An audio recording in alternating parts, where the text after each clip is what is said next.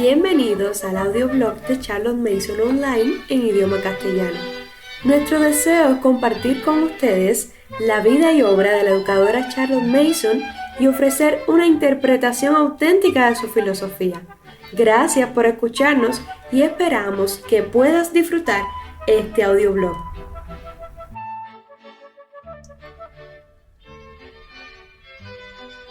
La enseñanza de la Biblia en la PNEU. En julio de 1919, Charlotte Mason escribió una carta para las personas graduadas de su escuela, House of Education. En esta se incluía la siguiente nota: no debemos olvidar tampoco a nuestras compañeras en la India que han dirigido reuniones y han apoyado un patrón de trabajo para las madres de la colonia. Hacemos especial mención a la señora Tasker y a las señoritas Bruslow, Loveday y Road. Nosotros desde nuestro hogar no os olvidamos a vosotros ni a las personas ubicadas en los puestos de avanzada del imperio. Evelyn Bruce se graduó de la Casa de la Educación en 1914, el mismo año en el que escribió Notes for Lessons para la Revista de los Padres. Para el año 1917 había escrito un segundo artículo titulado Practical Carrying Out of the PNEU Method. En 1919, mientras seguía en la India dirigiendo reuniones y defendiendo una forma determinada de trabajo, esta vez además impartía la asignatura de lecciones de Biblia. Su razonamiento es comparable al que encontramos en los artículos de Eleanor Frost, Helen Wicks, Eileen Plumtree y Rose Amy Penethorn. En su conjunto, nos dan una visión del carácter multifacético del enfoque vivificante de las Escrituras desarrollada por Charlotte Mason. Esa carta fue escrita por la señorita Bruslow y fue publicada en la Revista de los Padres en 1919. Una reunión de la PNEU en Otakamund, estado de Madrás, India. Su Excelencia, señoras y señores, se me ha pedido que lea un artículo sobre la PNEU, que es un método para enseñar la Biblia a los niños. Hace unos 30 años, la Unión Educativa Nacional de Padres, PNEU, fue creada. Sus principios se fundamentan en la serie Home Education de la señorita Mason. Ella fundó un instituto para institutrices en Ambleside, Inglaterra.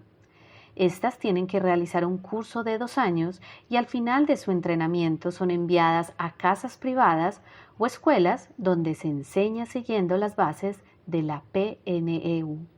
Aunque los que han estudiado este método lo conocen mejor, muchas otras personas lo han aplicado con gran éxito. El método de enseñanza de la Biblia ha sido adoptado por algunas de las escuelas dominicales del Reino Unido y tanto los profesores como los estudiantes están encantados.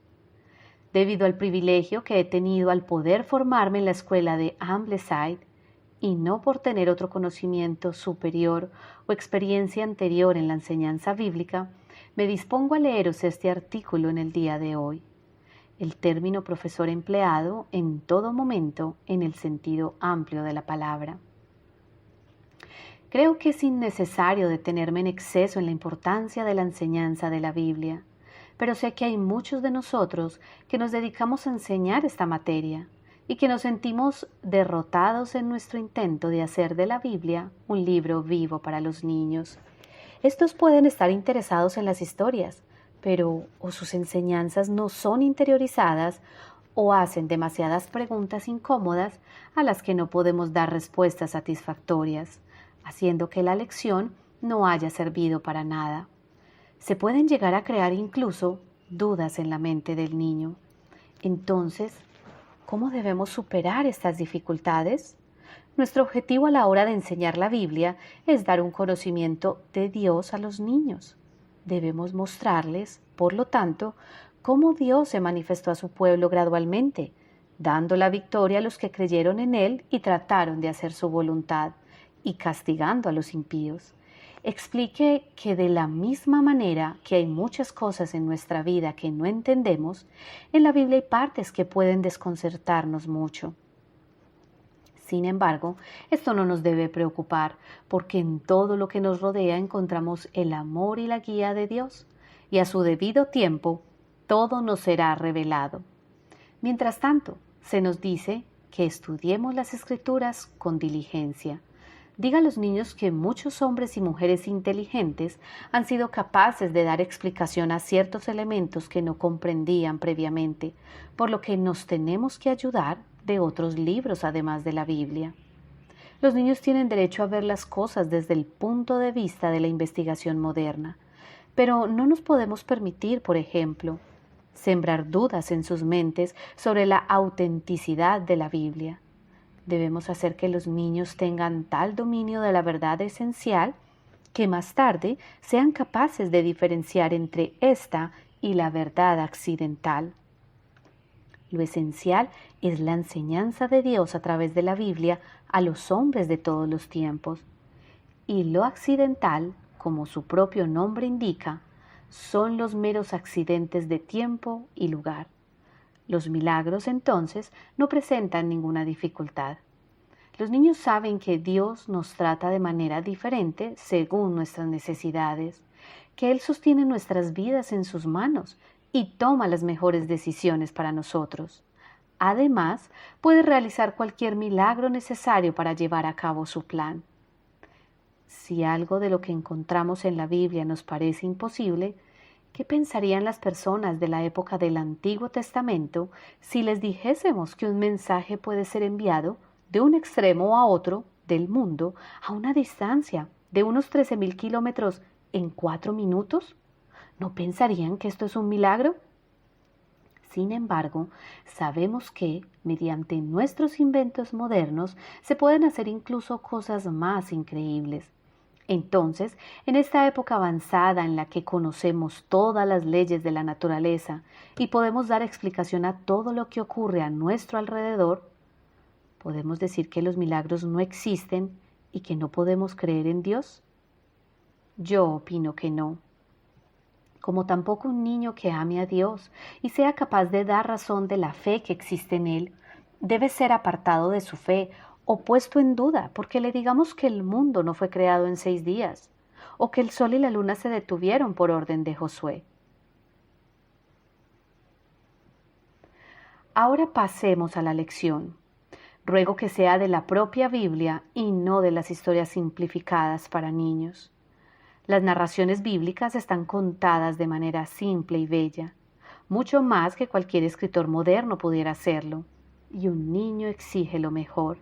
También queremos que se familiarice con el lenguaje bíblico de los primeros años, que comience con los relatos del Génesis y los Evangelios. De esta forma, el lenguaje empleado no le parecerá muy difícil. Cuando leemos un pasaje de la Biblia a los niños y después les pedimos que nos lo cuenten usando el tipo de vocabulario propio de esta, es sorprendente lo bien que lo hacen. El siguiente paso es dejar que aprendan un pasaje de memoria a base de repetirles un verso entero o parte de uno, para después pedirles que lo repitan. Los versos elegidos para ser aprendidos tienen que ser extraídos de una lección que ya haya sido presentada o que estén conectados con esta, para que así tengan un significado para el niño. Muchas veces se le pide que aprenda un salmo cuyo autor o significado desconoce. ¿Cómo pretenden entonces que aprenda lo que no entiende? Primero, hay que despertar el interés de un niño para que aprenda fácilmente. Creo que a veces ayuda a que nosotros mismos aprendamos con los niños mayores para que se den cuenta de que también queremos expandir nuestros conocimientos, que nuestro amor por la Biblia solo aumenta conforme pasan los años. Y por eso vale la pena que nos tomemos la molestia de aprender esos versos y mantenerlos en nuestra memoria. Las ilustraciones también nos ayudarán en las lecciones sobre la Biblia, pero estas deberán de ser de la mejor calidad. deben ser una representación fiel de la escena y tienen que estar hechas con reverencia y cuidado. Muchas de las ilustraciones modernas son pobres, pero las del Nuevo Testamento ilustrado sí que tienen cierta calidad. También las de los Evangelios en el arte, aunque este último es un libro más caro. Tenemos otros para que usted los vea después, además de unos libros de texto para prepararle antes de la lección. La actitud del profesor es de suma importancia en todas las clases, pero sobre todo en las clases sobre la Biblia. ¿Cómo podemos hacer que los niños amen a Dios y quieran conocerlo si su palabra no es lo suficientemente real y valiosa para nosotros? Los niños se dan cuenta rápidamente de si algo nos importa o no, y si mostramos que nos da igual, esto se verá reflejado en ellos. El método de la PNEU, esta lección es muy sencilla y es la siguiente. Primero, el profesor prepara la lección cuidadosamente de antemano, eligiendo qué parte es la que le interesa que los niños comprendan sin problema. Durante toda la lección tiene que quedar claro cuál es el objetivo de esta. No se debe forzar a los niños a que comprendan el mensaje al final, sin haber hecho antes hincapié en este. Tercero, primero, los niños harán un pequeño resumen sobre la lección anterior. Más tarde, el profesor la conectará con la lección que presentará ese día. Cuarto, el profesor creará una imagen de la lección en la mente de los niños, con pocas palabras, apelando así a su imaginación y haciendo que la escena cobre vida ante ellos. Tendrá que hacer especial hincapié en los puntos en los que quiere que los niños se centren. Normalmente son capaces de recordar la historia, pero no de extraer la moraleja de esta. Si algunos lugares que aparecen en la historia pueden ser localizados en un mapa, el profesor puede señalarlos para que esto no interfiera con la lección más adelante. Quinto, el profesor, o los niños según la edad que tengan, leen la parte de la Biblia que está relacionada con la lección. Sexto, a continuación, los niños narran, por turnos, una parte de la historia. El profesor no debe interrumpirlos, pero puede hacer algunas correcciones al final. Sabemos lo difícil que puede ser contar una historia de manera clara y correcta si nos están interrumpiendo continuamente. Séptimo, el profesor debe repasar la lección con los niños, tomando en consideración la investigación moderna. La lección para niños de entre 9 y 12 años. Josué, capítulo 10, versos 1 al 14. La batalla de Bet-Horón.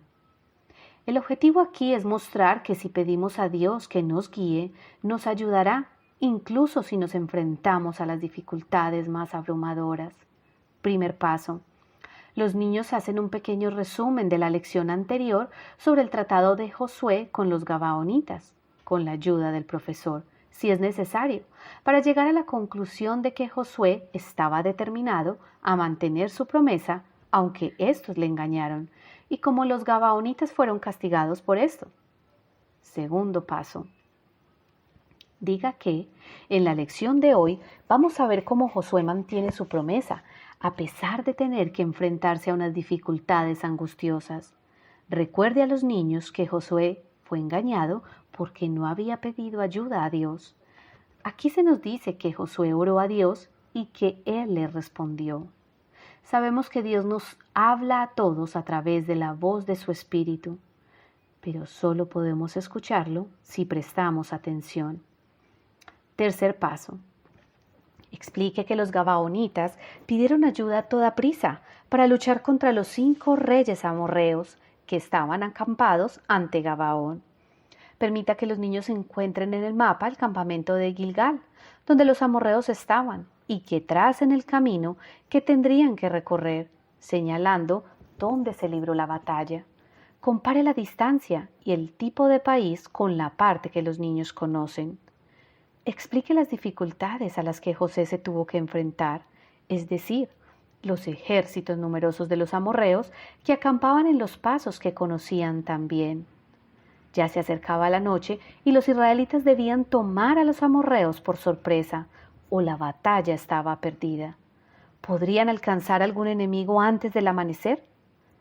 Señale cómo el personaje de Josué es presentado como un hombre de acción.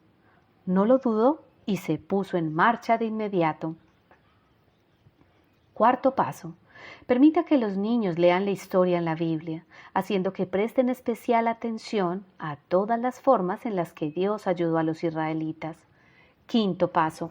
Los niños narran la historia mientras que el profesor tiene cuidado de no interrumpir. En el caso de que los niños tuviesen alguna dificultad, éste puede hacer alguna pregunta para ayudarlos a continuar. Intente que mencionen los puntos en los que usted se centró. Sexto paso. Repase con los niños los versos sobre el sol y la luna permaneciendo quietos en el espacio. ¿Cuántas veces hemos comenzado algo con gran entusiasmo, sintiendo que Dios está con nosotros, como los israelitas hicieron en esta batalla, para más tarde desanimarnos porque pensamos que la situación era demasiado difícil para nosotros? Sin embargo, Josué tenía la promesa de Dios. No tengas temor de ellos, porque yo los he entregado en tu mano. Esas palabras, los he entregado, hicieron que la victoria fuese tan segura en la mente de Josué que su fe nunca vaciló. Sabía que si su victoria no se producía antes de que cayera la noche, el enemigo escaparía al amparo de la oscuridad. Entonces él dijo a los ojos de Israel, probablemente para animarles: «Detente, sol, en Gabaón, y tú, luna, en el valle de Ajalón», sabiendo que su oración sería escuchada. Diga a los niños que las palabras de Josué pudieron ser una manera poética de decir que la luz permanezca más tiempo. Recuérdeles que en Oriente las personas tienen una forma poética de hablar y que Habacuc usa palabras similares a las de Josué, que forman parte de otros idiomas igualmente poéticos. Léales. Te vieron y tuvieron temor los montes. El abismo dio su voz. A lo alto alzó sus manos. El sol y la luna se pararon en su lugar, al resplandor de tu fulgente lanza. Pero, tanto si el sol y la luna se detuvieron o no, sabemos que el día fue lo suficientemente largo para asegurar la victoria, la mayor victoria de la historia de Israel. Diga que las promesas que hizo Dios en su momento tienen el mismo significado para nosotros hoy en día. Sugiera que a lo largo del día y cuando nos estemos enfrentando a dificultades o tentaciones, debemos pensar en estas palabras. No tengas temor de ellos, porque yo los he entregado en tu mano. Esto nos recordará que Dios sabe a qué enemigos nos tendremos que enfrentar y nos ha prometido salir victoriosos frente a ellos si depositamos nuestra confianza en Él.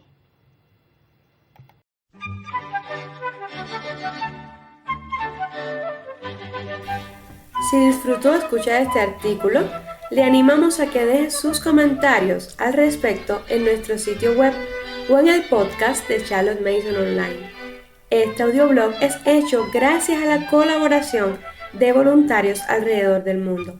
Gracias y hasta la próxima oportunidad.